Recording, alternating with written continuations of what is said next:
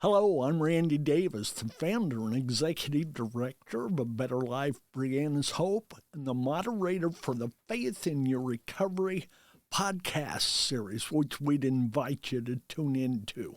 I have a bit of a personal quandary that I want to be able to share with you at this time, and I'd love it if you'd get back to me with your response.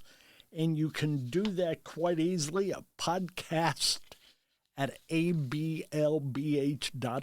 Once again, that's podcast at ablbh.org. More than once, I've heard it said that you must be one to reach one, that you had to be there. You have to experience the struggle in order to relate to the struggle. And yeah, I'm talking about recovery. And I'm here to say, don't buy the lie.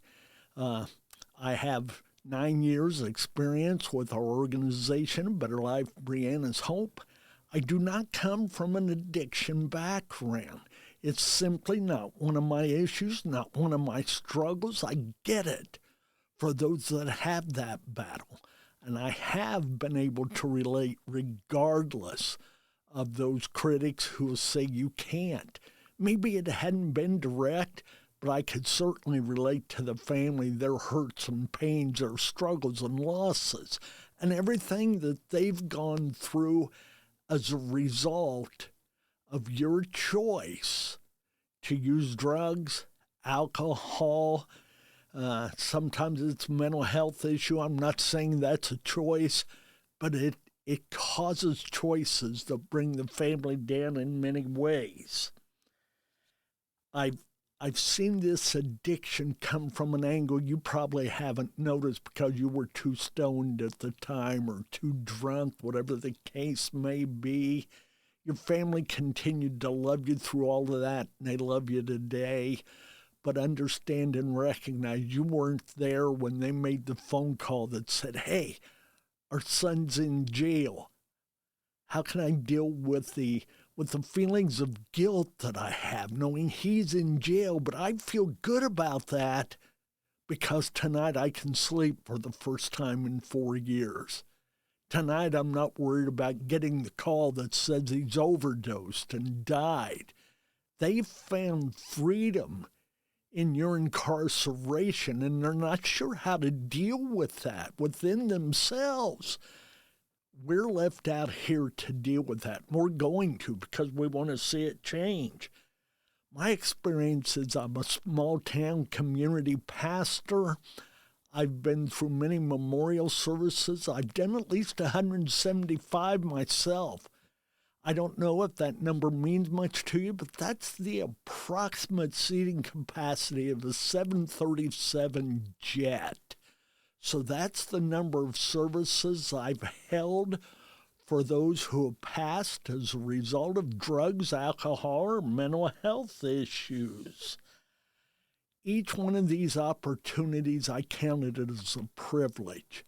No, I wasn't thankful for the circumstance. I was thankful to be able to meet the need of the circumstance. Beforehand, I'd always talk with family, and we were predetermined how much the truth we wanted to make known. Of course, the word had been out, and a lot of people were convinced of how the death took place. But I am one who believes it's important to be upfront, to be honest, to tell the story, that as we speak about it, we give others an opportunity to become free of their own struggles and everything that goes with it.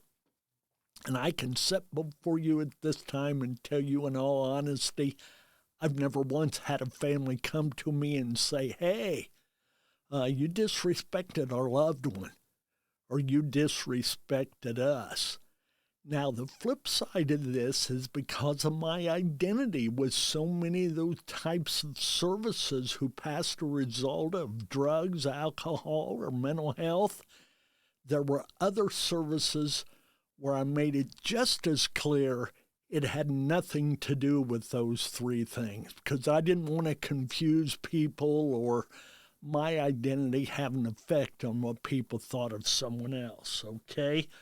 I've been verbally verbally battled, you might say, in my stance on addiction and my feeling that you don't have to have lived the experience to be able to help someone who's caught up in the experience. And that's been my goal.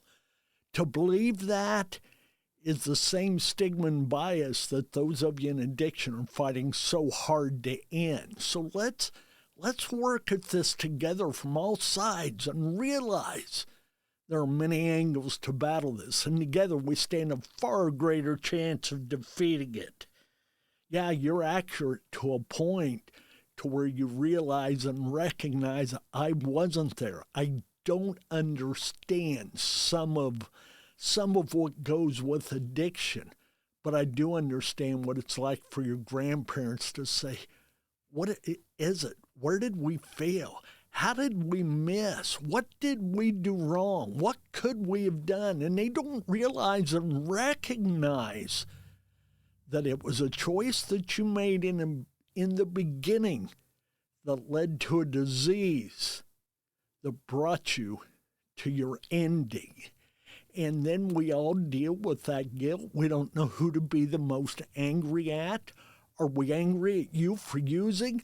Or are we angry at that individual who sold it to you, gave it to you, traded it to you? Whatever the case may have been. And we usually choose the other individual because we don't want to carry the anger toward our dead loved one. So just know that the people around you, they get it in ways you don't. That if you had, maybe you'd have made the change. And that's where the change has to come from. We can work as hard as we want to work, and many of us do. But it's up to you what the end result's going to be. Yeah, you were quiet at your funeral when your little brother, your little sister cried out, why? Why'd they do this again? How'd the relapse come about? What made them think they could beat the statistics? They carry that anger. They carry that hurt. Don't misunderstand me. They loved you before the battle. They loved you in the middle of the battle, and they loved you once the battle was over. It's just they're trying to deal with the very same pain you were dealing with that you used the drug to mask, and that's not a direction they want to turn, okay? We miss you, and that's never going to change. But we're going to do everything we can do to combat for those who are left. We're going to honor your name, your memory, by hanging in there with them, by walking with them, encouraging them, and lifting them up. Addiction, like the devil the charm, maybe you won this one, but we're going to win the war. And we're going to stay at it until we do. And the more together that we come, the more we become a community, the more that we unify, the greater opportunity we have to do that. Let's hang together, stick together, and beat this together. God bless. Thank you. Stay in the battle.